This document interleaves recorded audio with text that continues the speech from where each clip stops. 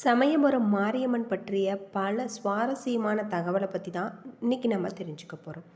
Video ரொம்பவே பயனுள்ளதாக இருக்கும். வீடியோவை கடைசி வரைக்கும் ஸ்கிப் பண்ணாமல் பாருங்கள். சமயபுரம் மாரியம்மனுக்கு போற்றி அப்படின்னு சொல்லிட்டு மறக்காமல் கமெண்ட் பண்ணுங்கள். வாங்க வீடியோக்குள்ளே போகலாம். சமயபுரம் மாரியம்மன் சுகாசனியாக காட்சி தராங்க. தலைக்கு மேலே 5 தலை நாகம் படம் விரித்த நிலையில் காட்சி தருகிறது. நெற்றி நிறைய திருநீறு குங்குமம் அணிந்திருக்காங்க. இடது காலை மடக்கி வைத்து வடது காலை தொங்க விட்டு அமர்ந்திருக்காங்க. பாதத்தில் 3 அசுரர்கள் தலை காணப்படுது. இவை ஆணவம், கண்மம், மாயை குறிக்கிறது. 8 திருக்கரங்களில் முறையே கத்தி, கபாலம், சூலம், மணிமாலை, வில், அம்பு, உடுக்கை, பாசம் ஆகியவற்றை சமயபுரம் மாரியம்மன் ஏந்திருக்காங்க. ஜொலிக்கும் தோடுகள், மூக்குத்தி அணிந்திருக்காங்க. நட்சத்திரங்கள் 27 ஆதிக்கங்களை தன்னுள் அடக்கி 27 எந்திரங்களான திருமேனி பிரதிஷ்டை இங்கு அருள் புரியறதாக சொல்லப்படுது. வாசுதேவர் தேவகி தம்பதியின் 8வது குழந்தையாக கிருஷ்ணர், நந்தகோபன் யசோதையின் பெண் குழந்தை கம்சனது சிறைச்சாலைக்கு இடம் மாற்றப்பட்டது. அந்த பெண் குழந்தை சிறைக்கு வந்த கம்சன் கொல்ல முயன்ற போது அவனிடம் இருந்து தப்பித்து வானில் உயர்ந்து உன்னை கொல்லும் யமன் கோகுலத்தில் வருகிறான் என்று கூறி மறைந்திருக்கு. அந்த குழந்தைதான் சமயபுரம் மாரியம்மன் என்ற தல வரலாறு சொல்லப்படுது. இது தல விருட்சம், மருத்துவ குணங்கள் நிறைந்த வேப்ப மரம். இந்த கோவில் விஜயநகர மன்னர் படையேடுகளில் சமயபுரத்தில் முகாமிட்டிருக்காங்க. போரில் வெற்றி பெற்றால் அம்மனுக்கு கோவில் கட்டி தருவதாக வேண்டிக் கொண்டிருக்காங்க. அதன்படி போரில் வெற்றி பெற்றிருக்காரு. மன்னனுக்கு கோவிலும் கட்டி கொடுத்துருக்காங்க.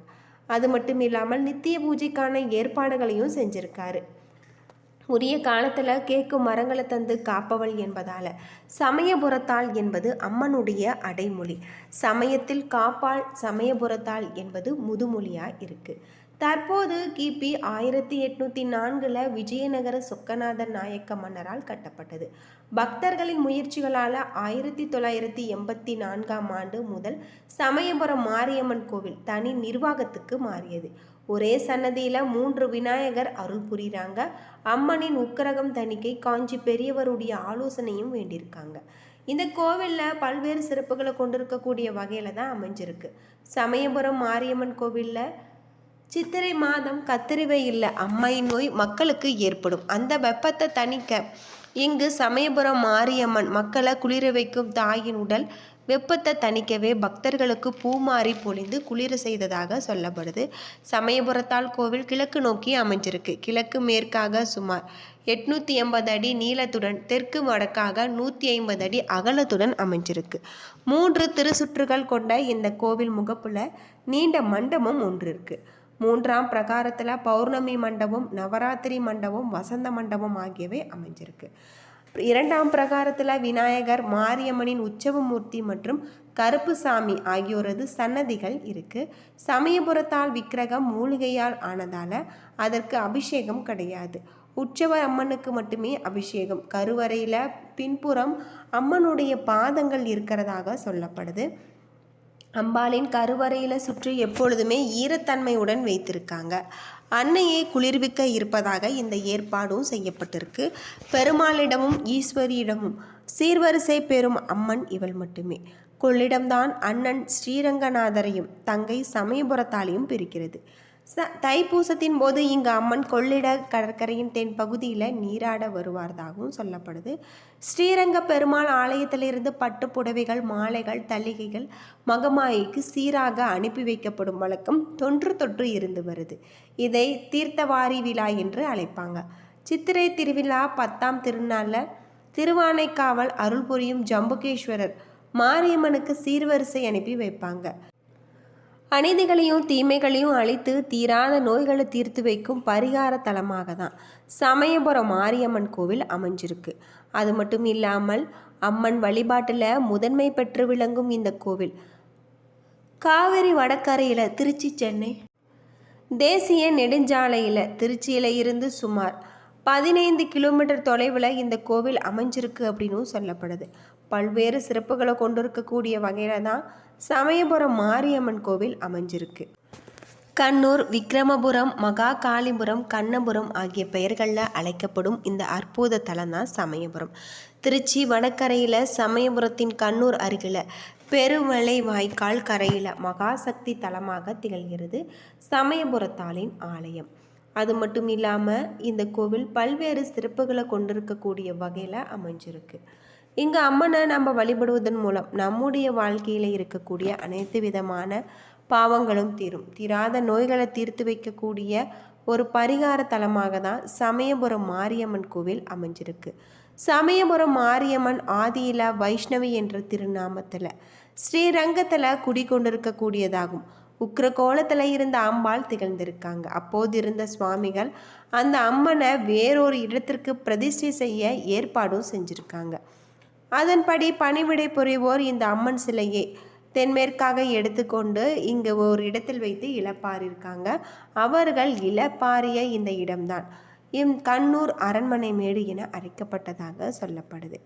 அது மட்டும் இல்லாமல் இந்த கோவிலில் சோழ காலத்தில் மாரியம்மன் இருந்ததாகும்.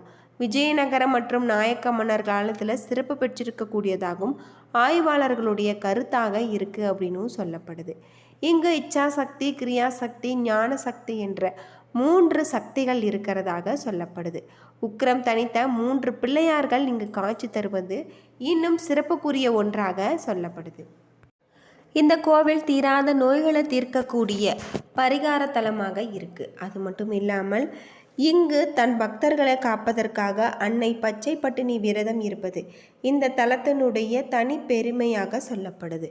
அம்மனின் மூலவர் சிலை நவபாசங்கள் மற்றும் மூலிகைகளால் ஆனது. இதனால் மூலவருக்கு அபிஷேகம் கிடையாது. பக்தர்கள் அம்மனுக்கு விரதம் இருப்பது வழக்கம். ஆனால் சமயபுரத்தில் பக்தர்களுக்காக அம்மன் ஆண்டுதோறுமே மாசி மாதம் கடைசி ஞாயிற்று முதல் பங்குனி மாதம் கடைசி ஞாயிறு வரை 28 நாட்கள் பச்சை பட்டினி விரதம் மேற்கொள்கிறாங்க. இந்த காலத்தில் அம்மனுக்கு துள்ளுமாவு, இளநீர், கரும்புச்சாறு மட்டுமே படைக்கப்படும். சமயபுரம் மாரியம்மன் கோவிலில் தீய சக்திகள் அழித்து மக்களை காப்பால். அது மட்டும் இல்லாமல் கருவறையில் இருக்கக்கூடிய அம்மன் வலது பாதம் இங்கு மாயாசூரனின் தலை மீது எழுந்திருப்பதை காணலாம். தீராத நோய்களை தீர்த்து வைக்கக்கூடிய பரிகார தலமாக தான் சமயபுரம் மாரியம்மன் கோவில் அமைஞ்சிருக்கு. அது மட்டும் இல்லாமல் இங்கு அநீதிகளையும் தீமைகளையும் அழைத்து ஒரு பரிகார தலமாக சமயபுரம் மாரியம்மன் கோவில் அமைஞ்சிருக்கு. இந்த கோவிலில் ஆதி திருமேனி ஸ்ரீரங்கம் ரங்கநாத சுவாமி திருக்கோவிலில் வைக்கப்பட்டிருப்பதாக சொல்லப்படுது. இதனுடைய மூலவர் உக்கிரம் இருந்ததால் பக்தர்களுக்கு உடல்நிலை குறைவு ஏற்பட்டது. இதையடுத்து இந்த சிலையை அங்கிருந்து அப்புறப்படுத்தி காட்டு பகுதியில் ஒரு வேப்ப மரத்தடியில் வச்சுருக்காங்க. 17ஆம் நூற்றாண்டில் அந்த பகுதியை ஆண்ட விஜயநகர மன்னர்களுடைய பேரில் வெற்றி பெற்றதால் அம்மனுடைய கோவில் கட்டுவதாகவும் வேண்டிக் கொண்டிருக்காங்க. அதன்படி இதனுடைய பேரில் வெற்றி பெற்றதாகவும் அம்மனுக்கு ஒரு சிறு கோவிலையும் எழுப்பியிருக்காங்க. பின்பு வந்த சோழர்கள் இங்கு நாயக்க மன்னர்களுடைய இந்த ஆலயத்தை காலப்போக்கில் விரிவாக்கம் செய்து திருப்பணிகளை செஞ்சதாக சொல்லப்படுது.